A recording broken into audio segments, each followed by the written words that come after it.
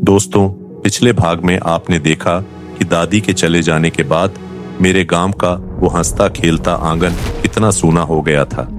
दादी की कहानियां खामोश हो गईं, लेकिन मेरी जिंदगी की असली जद्दोजहद अब शुरू होने वाली थी। गांव की उस मिट्टी में अब सिर्फ यादें बची थीं, क्योंकि परिवार को संभालने के लिए अब घर के बड़ों को बहुत कड़े फैसले लेने थे।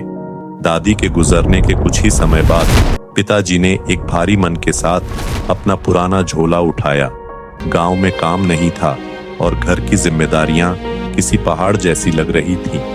पिताजी ने हम सबको गांव में ही छोड़कर जमशेदपुर जाने का फैसला किया। वो वहां एक बड़ी कंपनी में मेहनत करने लगे ताकि हमारा पेट पाल सकें और हमें एक बेहतर भविष्य दे सकें। वो अगले 6 महीने हमारे परिवार के लिए किसी इम्तिहान से कम नहीं थे।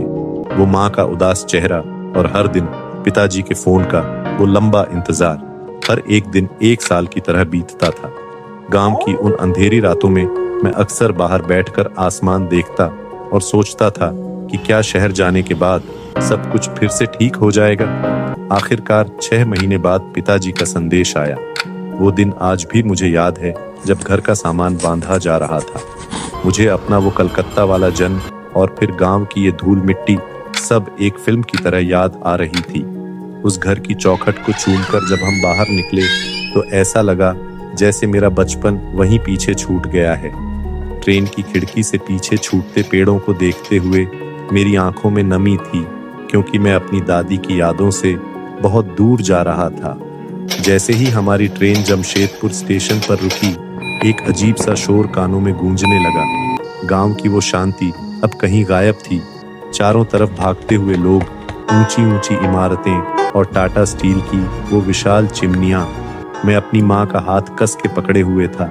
भीड़ में मेरी नजरें सिर्फ एक शख्स को ढूंढ रही थीं, और फिर दूर से पिताजी को हाथ हिलाते हुए देखा तो ऐसा लगा जैसे डूबते को तिनके का सहारा मिल गया हो। 6 महीने की वो तड़प उस एक पल में खत्म हो गई जब मैं उनसे मिला।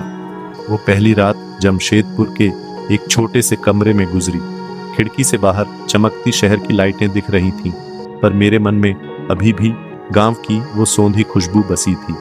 25 साल पहले का वो सफर आज भी मेरी आंखों में ताजा है। पर क्या इस नए शहर में संघर्ष कम होने वाला था, या अभी और नई मुश्किलें आनी बाकी थीं? देखेंगे अगले भाग में। आप देख रहे हैं द रवि सिंह शो। अगर आपको ये कहानी अच्छी लगे तो इसे लाइक कीजिए, शेयर कीजिए और सब्सक्राइब करना मत भूलिएगा।